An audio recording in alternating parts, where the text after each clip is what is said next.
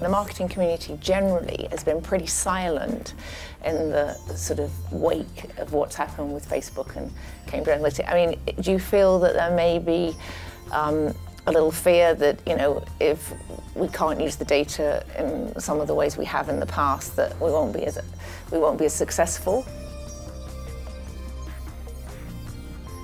Or is there a fear that perhaps, you know, our ecosystems are not necessarily as transparent as we'd want them to be? Because it has been pretty quiet, hasn't it?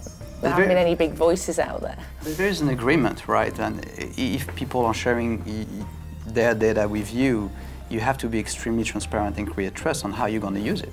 We don't sell data, we don't do advertising, we don't license the data. We just use the data to provide value back to our customers.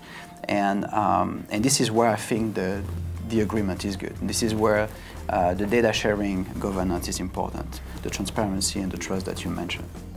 Well, I mean, we talk about stickiness, and that's about having one-to-one relationships and delivering exactly the information that the other party is looking for. And GDPR and putting our systems in a compliant state means that we're actually focusing on exactly what the customer's looking for and tailoring the messaging much better. And that then fuels the quality of the relationship, which then leads to a better business outcome for the organisation.